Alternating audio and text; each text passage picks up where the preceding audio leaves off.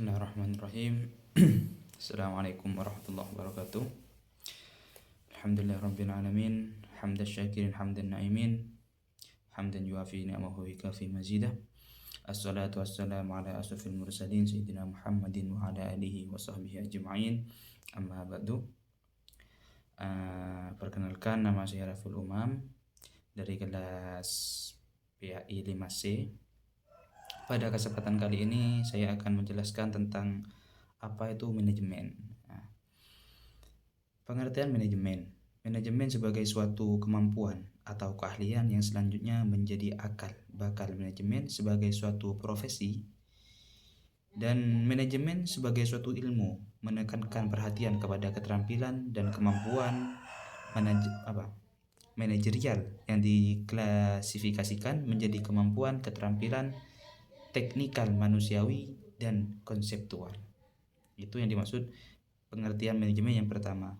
Juga yang nomor 2, manajemen sebagai proses, yaitu dengan menentukan langkah yang sistematis dan terpadu sebagai aktivitas manajemen.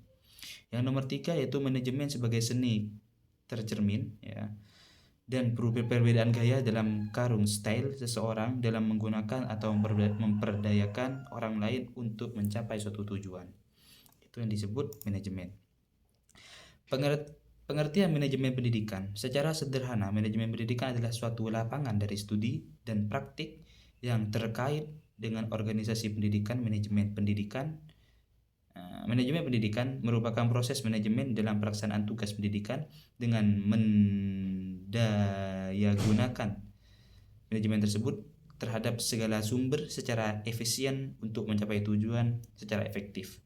Namun demikian, untuk mendapatkan pengertian yang lebih komprehensif, diperlukan pemahaman tentang pengertian proses dan substansi pendidikan.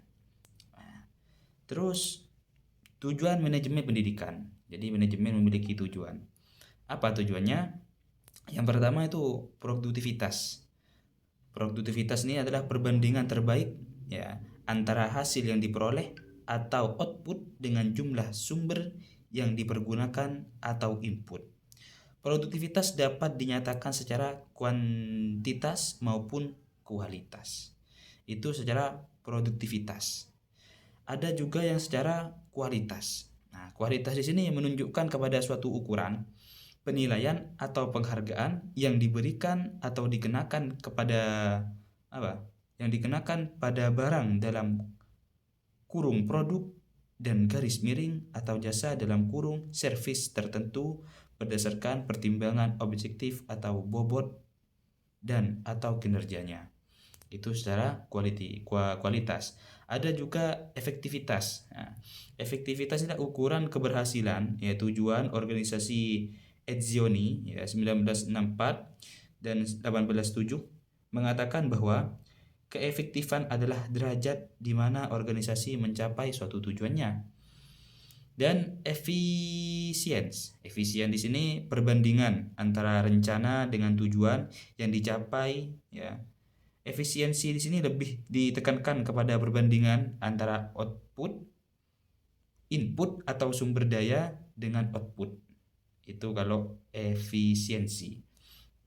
Dan lanjutnya, di sini ada pendekatan manajemen.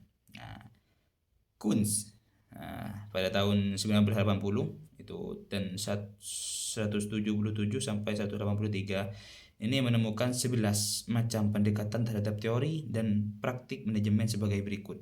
Yang pertama itu apa? Empirisal atau kasus, ilmu dan praktik manajemen dikembangkan melalui pengkajian kasus yang telah dialami di masa lalu. Yang nomor 2, perilaku antar pribadi atau interpersonal.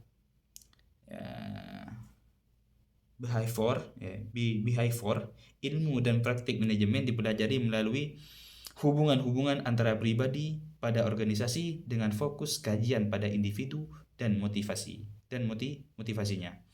Nomor 3 adalah perilaku kelompok studi tentang pola-pola perilaku kelompok dalam organisasi lebih dominan daripada kepada hubungan antara pribadi.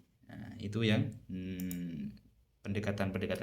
Ada juga prinsip ini ada yang memprioritaskan tujuan, mengkoordinasi wewenang dan tanggung jawab, memberikan tanggung jawab pada personal. Ada juga mengenal secara baik faktor-faktor psikologis. Dan nomor 5 di sini ada yang juga relativitas nilai-nilai. Nah, prinsipnya apa? Prinsip manajemen berdasarkan sasaran, prinsip manajemen berdasarkan orang, prinsip manajemen berdasarkan informasi.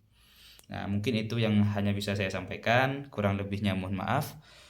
Wabillahi taufiq wal hidayah. Wassalamualaikum warahmatullahi wabarakatuh.